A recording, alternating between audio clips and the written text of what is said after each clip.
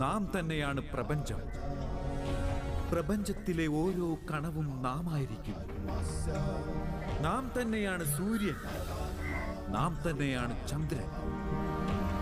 നക്ഷത്രങ്ങളും നാം തന്നെ, സമസ്ത ഗ്രഹങ്ങളും നാം തന്നെ. ആ സൂര്യനേക്കാൾ അതിപുരാതനമാണ് നാം.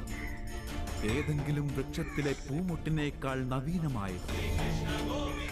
നാം തന്നെയാണ് സമസ്ത മനുഷ്യകുലവും. സ്വർഗവും നരകവും ഏന്തിയിരിക്കുന്ന മഹാശക്തിയും നാം തന്നെ. നാം തന്നെയാണ് ഈ ദുര്യോധനൻ. ഈ അർജുനനും നാം തന്നെയാണ് പാർത്ത.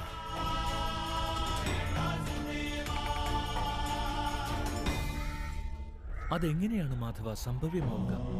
അങ്ങയുടെ ജന്മമാകുന്നത് നിരവധി പേർ അവരുടെ ജീവിതകാലത്ത് ദർശിച്ചതാണ്.